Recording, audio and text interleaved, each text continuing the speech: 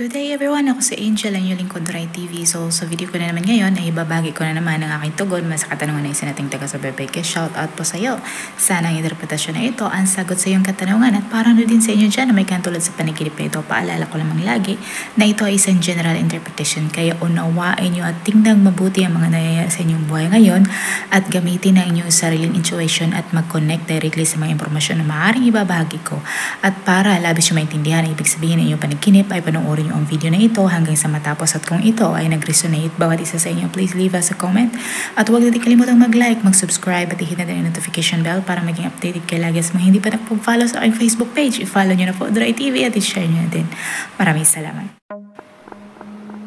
Ang pagkakaroon mo ng panaginip tungkol sa pinapatay mo yung daga can be interpreted in several ways at madalas ito ay nagmungkahi sa pag-overcome mo ng mga challenges or mga negative influences at ito ay maaaring nag-symbolizes sa pag-alis ng mga banta or ang pagtatapos sa mga mahihirap na sitwasyon o di kaya ang pag-reject mo sa mga negatibong nararamdaman katulad na lamang ng guilt or ang iyong takot. At ang specific na kahulugan ng panaginip can vary only depende sa konteksto ng panaginip at sa iyong personal association sa mga daga. At isa sa mga positibong interpretasyon ng panaginip na pinapatay mo yung daga can signify na magiging magtagumpay ka sa pagharap mo or sa pagtanggal mo ng mga problema or mga negative influences sa iyong buhay. At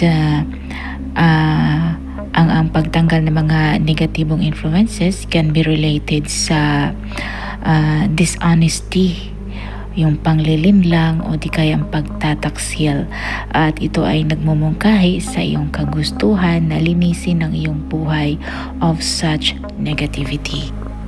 Ang act na pagpatay can symbolize triumph over challenges, whether ito man ay personal or professional or related sa isang specific na sitwasyon.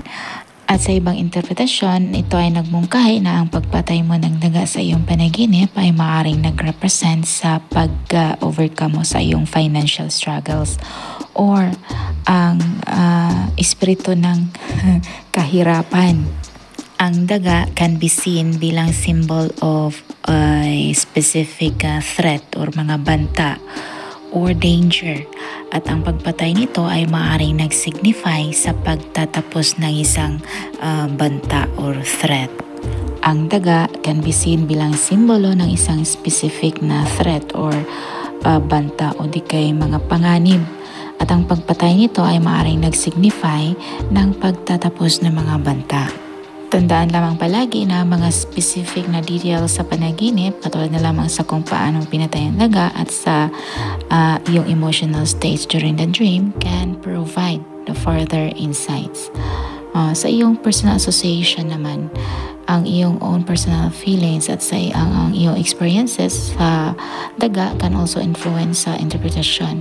At may marami sa atin find them particularly disturbing or frightening.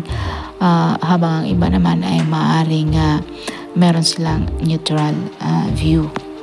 At higit sa lahat, importante na ating tandaan or ating alalahanin na ang panaginip ay madalas symbolic at ang mga kahulugan ng panaginip may not be literal.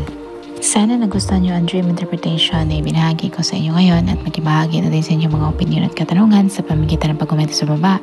At kung ikaw ay bago pa lang sa akin channel ay huwag kalimutang mag-like, mag-subscribe at i-hit na din ang notification bell para maging updated kayo lagi sa hindi pa nakapag-follow sa aking Facebook page. I-follow nyo na po Rai TV at i-share nyo din. Maraming